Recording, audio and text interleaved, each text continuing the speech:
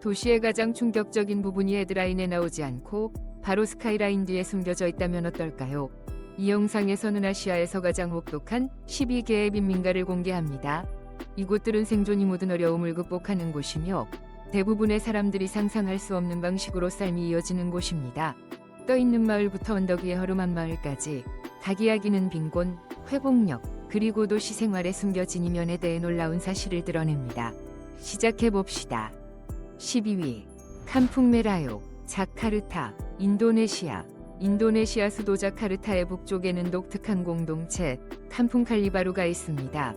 이곳의 삶을 이해하려면 쓰레기 위에 지어진 곳에서 산다는 것이 무엇을 의미하는지 자문해봐야 합니다. 활기찬 탄중풀이 약한 구바로 뒤 전 세계로 물자를 실어 나르는 화물선들이 오가는 곳에서 수천 가구가 심하게 오염된 물에서 곡기를 잡으며 생존합니다. 이는 글로벌 상업과 지역의 투쟁 사이의 극명한 대조입니다. 칼리바루에서는 집들이 단단한 땅 위가 아니라 오염된 검은 물 위에 세워진 목재 말뚝 위에 있습니다. 물 아래에는 쓰레기가 떠다니고 위로는 주민들이 파형 철판과 폐목재로 만든 임시집에서 삽니다. 자연 요소로부터 거의 보호받지 못해 모든 것이 임시적으로 느껴집니다. 아이들은 집들을 연결하는 좁은 나무 판자 위를 맨발로 다니며 한 번의 실수로 오염된 물에 빠지면 심각한 건강 위험이 따릅니다. 자카르타 환경당국에 따르면 이 지역의 가정 폐기물 중 35% 이상이 강으로 직접 흘러들어가며 약 12%만 처리됩니다. 이는 주민들이 매일 오염된 물과 밀접하게 접촉하며 산다는 것을 의미합니다. 여기서 고깃잡이는 단지 식량을 구하기 위한 것이 아닙니다. 그 물에는 종종 플라스틱 봉지, 오래된 타이어, 기타 쓰레기가 걸려 나옵니다. 그럼에도 불구하고 많은 가구는 재활용하거나 일상적인 필요를 충족하기 위해 가능한 것을 수집합니다. 캄풍칼리바루의 삶에서 가장 놀라운 점은 무엇인가요? 고깃잡이, 지배 구조, 아니면 다른 것인가요? 댓글로 의견을 나누고 저와 대화해보세요. 11위 소나가치, 콜카타, 인도. 인도의 콜카타시에서 번화한 시알라 거리에서 몇 발자국 떨어진 곳에 소나가치라는 지역이 있습니다. 이곳은 남아시아 도시의 복잡하고 종종 간과되는 현실을 반영합니다. 겉으로는 좁은 골목과 낡은 건물들로 다른 지역과 비슷해 보입니다. 하지만 그 이면에는 더 깊은 사회적 이야기가 있습니다. 소나가치는 아시아에서 가장 큰 성매매 지역 중 하나로 알려져 있으며 수만 명의 여성이 비공식적이고 낙인받는 성인 서비스 산업에 종사합니다. 그러나 이 상황은 개인의 선택을 넘어선 깊은 뿌리를 가지고 있습니다. 세대를 이어가는 빈곤, 교육 접근의 제한, 그리고 체계적인 사회적 배제가 가족 전체에 영향을 미치는 세대 간 순환을 만들어냈습니다. 많은 가구에서 아이들은 건물의 위층에서 생활하고 어른들은 아래층에서 생계를 이어갑니다. 생활 조건은 종종 과밀하며 사생활은 제한적이고 가정생활과 경제활동의 경계가 모호합니다. 2024년 인도 여성아동개발부의 보고서에 따르면 이 지역에서 태어난 아이들 중 60% 이상이 공식 출생증명서를 갖고 있지 않습니다. 법적 서류가 없으면 많은 아이들이 교육, 의료, 공공서비스에 접근하기 어렵습니다. 이러한 인정 부족은 그들의 취약성을 더욱 높입니다. 정확한 기록이 없기 때문에 당국과 단체들이 지원이나 개입을 제공하기 어렵습니다. 사회복지사들은 정확한 데이터 부족이 보호와 접근 노력을 훨씬 더 어렵게 만든다고 지적합니다. 소나가치의 복잡성은 도시의 일상적인 삶 속에 통합되어 있다는 점입니다. 주변에서 기업, 주민, 시민단체가 활동하지만 이곳 많은 가구의 현실은 대중에게 대체로 보이지 않습니다. 10위 코레일 빈민가, 다카, 방글라데시. 북동쪽으로 이동해 방글라데시에 이르면 현대 도시개발의 모순을 보여주는 코레일 정착지를 만납니다. 방글라데시 수도 다카에 위치한 코레일은 골샨과 바나니 지역 바로 옆에 있습니다. 이 지역은 기술기업과 국제기업이 집중해 방글라데시 실리콘밸리로 불립니다. 이곳의 대조를 이루는 점은 약 7만 5천 명이 단 1평방킬로미터 안에 살고 있다는 것입니다. 집들은 떼게 된 나무, 플라스틱판, 재활용 목재로 지어집니다. 몇 발자국 떨어진 곳에는 에어컨이 설치된 현대적인 유리타워에서 기업 리더와 혁신가들이 일합니다. 코레일의 생활 조건은 심각하게 제한적입니다. 한 방을 15에서 20명이 공유하며 화장실 하나, 난로 하나, 때로는 침대 하나뿐입니다. 많은 주민은 미국과 유럽 시장에 의류를 공급하는 섬유 공장에서 일합니다. 긴 노동 후 그들은 종종 공용 바닥에 깔린 판지 위에서 짬을 잡니다. 번영과의 근접성은 불평등을 더욱 부각시킵니다. 근처 고층 발코니에서 정착지의 일상을 내려다볼 수 있습니다. 사람들은 평균적인 욕실보다 작은 공간에서 밥을 짓고 빨래하고 아이를 키웁니다. 불과 몇백 미터 차이지만 경제적, 사회적 현실은 완전히 다른 두 세계입니다. 코레일 주민들에게 가장 심각한 위험 중 하나는 화재입니다. 공식적인 인프라 부족으로 많은 가구가 노출된 전선으로 안전하지 않은 전기 설비를 사용합니다. 지난 3년 동안 이 지역에서 9건의 대형 화재가 발생했으며 2024년 말 가장 최근 화재는 하룻밤 만에 400채의 집을 파괴해 많은 가구가 집을 잃고 즉시 재건을 시작해야 했습니다. 9위 시아누크빌 빈민가 캄보디아 남부의 시아누크빌은 조용한 어촌 마을에서 대규모 국제 투자로 인해 카지노와 고급 건물의 중심지로 빠르게 변했습니다. 하지만 이 발전은 큰 인간적 대가를 동반했습니다. 많은 가구가 공식 토지 소유권 서류 부족으로 집에서 쫓겨났습니다. 대신 새로운 호텔, 아파트 타워, 카지노가 스카이라인을 지배합니다. 영향을 받은 주민들은 도시 외곽의 인프라가 제한된 지역으로 재정착했습니다. 이 커뮤니티는 깨끗한 물 접근에 어려움을 겪으며 주민들은 종종 동물과 공유하는 열린 도랑에서 물을 얻습니다. 전기는 간헐적으로 종종 비공식 소스에서 얻어지며 안전 위험이 있습니다. 위생시설은 매우 부족해 많은 가구가 기본적인 위생을 위해 임시 해결책에 의존하며 건강 위험을 초래합니다. 2024년 유니세프 보고서에 따르면 이 지역 아이들 40%가 학교에 다니지 않습니다. 주요 장애물은 비용입니다. 가구들은 제복, 책, 교통비를 감당할 여력이 없으며 교육을 중시하더라도 마찬가지입니다. 시아누크빌은 빠른 발전이 불평등을 심화시킬 수 있음을 보여줍니다. 새로운 기업이 번창하는 동안 오랜 주민들은 이전보다 더 어려운 조건에서 살고 있습니다. 8위 클롱토이 방콕 태국 수도 방콕은 떠있는 시장, 밤문화, 수백만 명의 관광객을 끌어들이는 루프탑바로 유명합니다. 하지만 물가 몇 킬로미터 떨어진 곳에 방콕에서 가장 오래되고 큰 비공식 정착지인 클롱토이가 있습니다. 이곳은 8만 명 이상이 거주하며 관광객들이 거해보지 못하는 조건에서 생활합니다. 클롱토이 위 많은 집은 낡은 파형 금속과 재활용 목재로 지어졌으며 구조는 종종 불안정하고 바람과 비, 특히 방콕의 격렬한 우기 폭풍에 취약합니다. 우기에는 좁은 거리가 물과 쓰레기로 범람하며 때로는 생활 공간까지 침범합니다. 방콕시 당국에 따르면 이 지역은 매주 60톤 이상의 쓰레기를 배출하지만 대부분 수거되지 않아 위생과 안전에 영향을 미칩니다. 환경적 도전 외에도 이 커뮤니티는 복잡한 사회적 문제를 안고 있습니다. 약물 남용과 가정폭력은 예방이나 개입을 위한 자원이 매우 제한된 상황에서 자주 보고됩니다. 2023년 태국보건재단의 연구에 따르면 클롱토이의 가구 4곳 중 7곳이 신체적 또는 심리적 어려움을 겪고 있습니다. 많은 아이들에게 이 환경은 발달 과정 서의 장기적인 도전을 만듭니다. 활동가들은 의료, 교육, 주거 지원 확대의 필요성을 강조하며 세대 간 영향을 해결해야 한다고 주장합니다. 클롱토이는 방콕의 고급 쇼핑몰과 국제 호텔에서 불과 몇 분 거리에 존재하며 아시아에서 가장 역동적인 도시 중 하나에서 번영과 빈곤 사이의 극명한 대조를 보여줍니다. 7위 구룡마을, 서울, 대한민국. 다음 정거장은 아시아에서 가장 주목할 만한 경제성공 사례로 인정받는 대한민국입니다. 하지만 화려한 강남 지역 바로 맞은편 거리에 구룡마을이 있어 경제적 격차를 극명히 드러냅니다. 구룡은 서울에서 가장 고급스러운 주거타워의 그림자 아래 위치하며 이곳의 아파트는 수십억 원, 100만 USD 14억 KRW에 거래됩니다. 반면 구룡 주민들은 합판, 금속판, 기타 재료로 지은 소박한 구조물에서 살며 서울의 추운 겨울로부터 제한된 보호를 받습니다. 혹독한 기온, 때로는 섭씨 9.4도까지 내려가는 조건에서 이 집들은 안전하지 않을 수 있습니다. 대부분 중앙난방이나 적절한 단열재가 부족합니다. 주민들은 종종 전기 히터를 사용하며 낡은 배선과 결합될 경우 화재 위험이 따릅니다. 2024년 겨울 화재로 인해 주택이 손상되고 고령 주민들이 대피해야 했던 몇 건의 사건이 보고되었습니다. 이곳 인구의 약 60%는 70세 이상이며 많은 이들이 혼자 살며 제한된 공공지원에 의존합니다. 이들은 전후 한국 재건에 기여했지만 이제 안전한 주거, 난방, 식품 접근에 심각한 도전에 직면해 있습니다. 매겨울은 주민들의 건강과 안전에 대한 새로운 우려를 낳으며 추위 노출과 난방 관련 사고는 지속적인 위험입니다. 한편 불과 몇 미터 떨어진 곳에는 현대적인 고층 빌딩이 계속 세워지며 번영과 빈곤 사이 점점 더 커지는 간극을 상징합니다. 정부는 주민재정착과 주거조건 개선 계획을 제안했지만 행정적 물류적 장벽으로 진행이 느려지고 있습니다. 활동가들은 고령의 고령 인구의 건강으로 선시하는 지속 가능하고 존중받는 해결책을 계속 요구합니다. 고령 같은 상황에서 정부가 더 빨리 행동해야 한다고 생각하시나요? 어떤 해결책을 제안하시겠습니까? 6위, 톤도, 마닐라, 필리핀. 남쪽으로 이동해 필리핀의 마닐라에 있는 대규모 정착지 톤도를 방문합니다.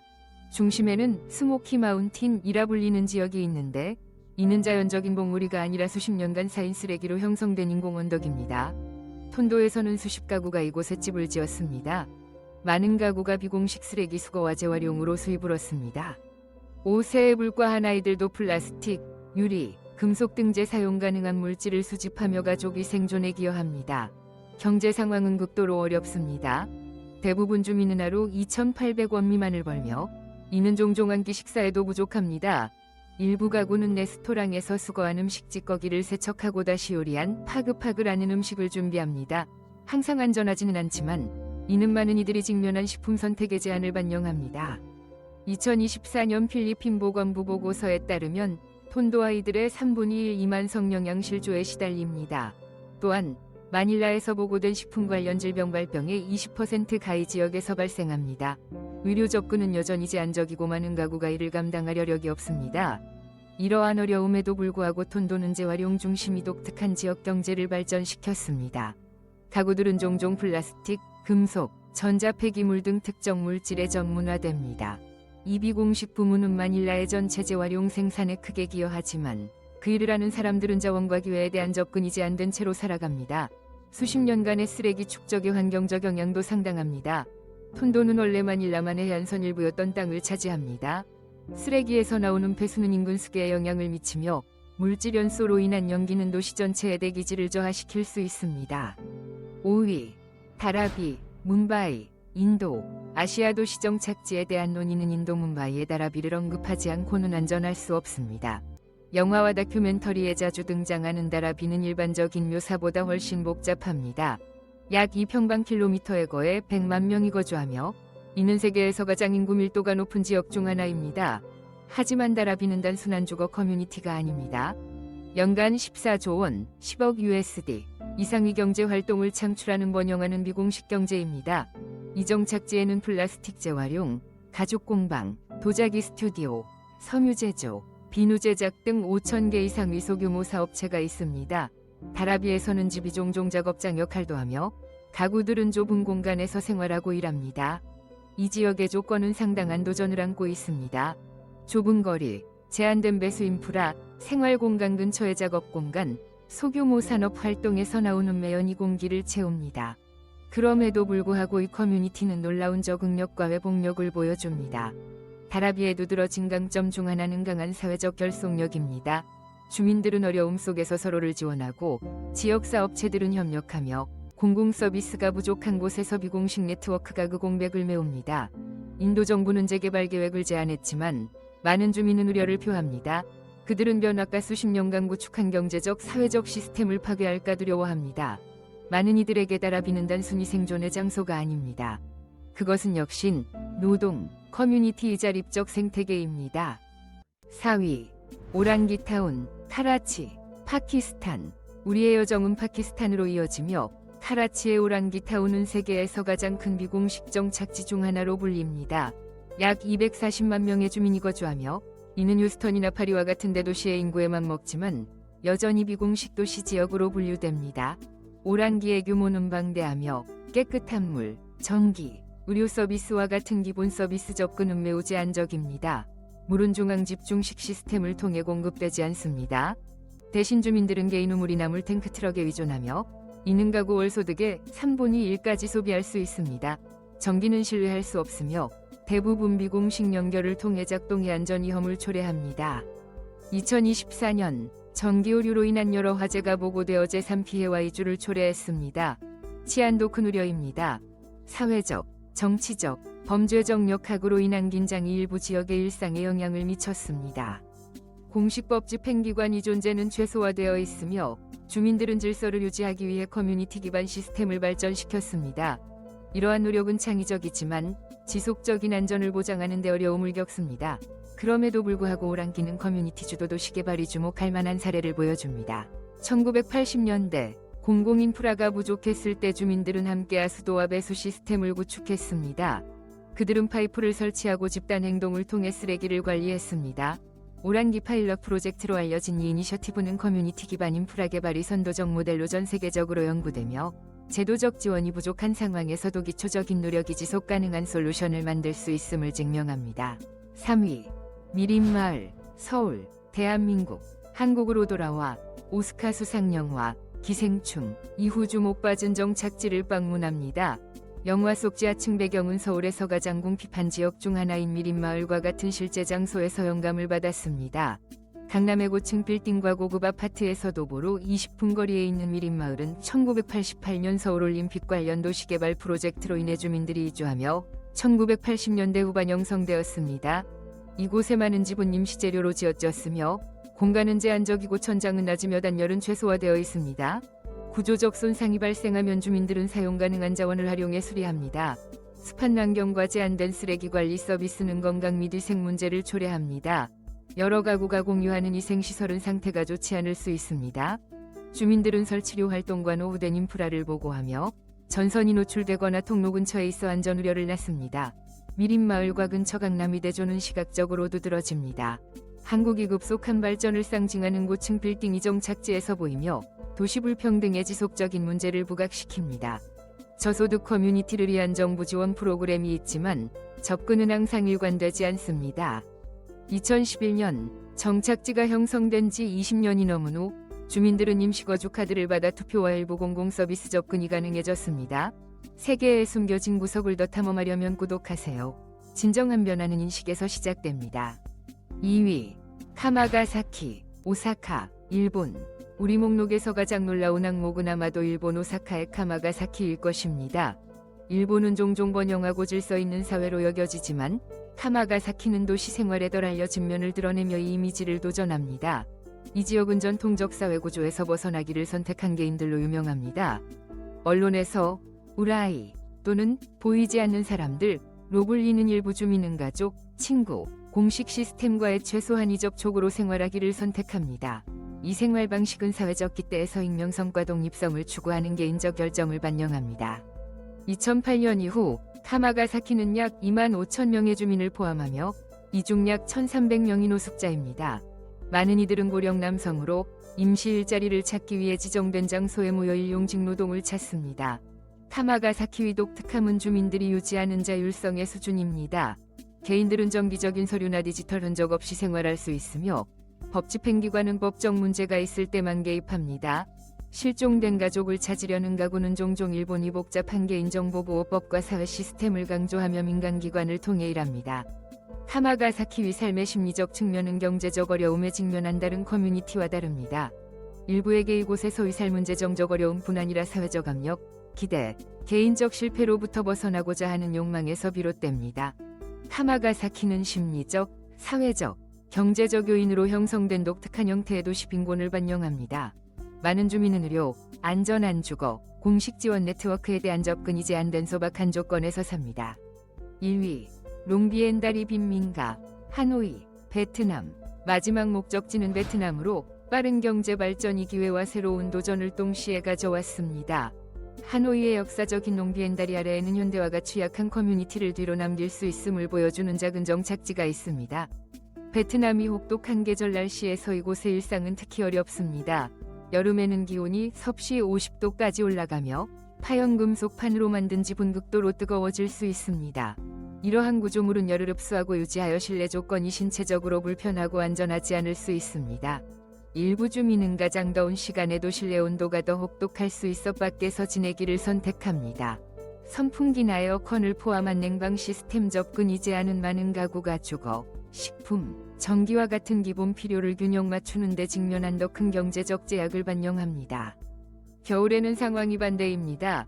이 구조물은 딴열이 거의 없어 주민들은 제한된 보호 속에서 추위를 견뎌야 합니다. 가구들은 종종 음식이나 난방연료로 선시하는 어려운 재정적 결정을 내려야 합니다. 이 커뮤니티는 하노이의 현대적인 스카이라인과 극명한 대조를 이룹니다. 하노이는 인프라와 상업개발을 통해 빠르게 변화한 도시입니다. 새로운 고층 빌딩과 현대적 편의시설에서 불과 몇 미터 떨어진 곳에서 많은 가구는 수년간 거의 변하지 않은 소박한 조건에서 살아갑니다.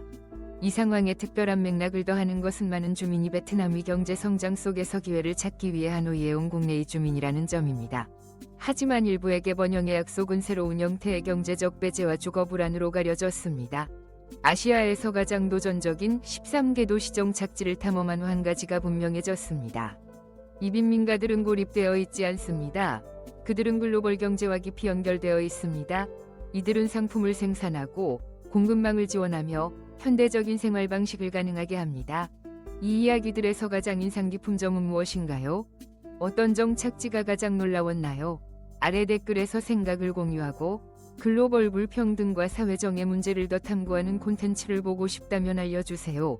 이 영상이 여러분이 생각하지 못했던 현실을 열어주었다면 이 관점에서 혜택을 받을 수 있는 다른 이들과 공유하세요.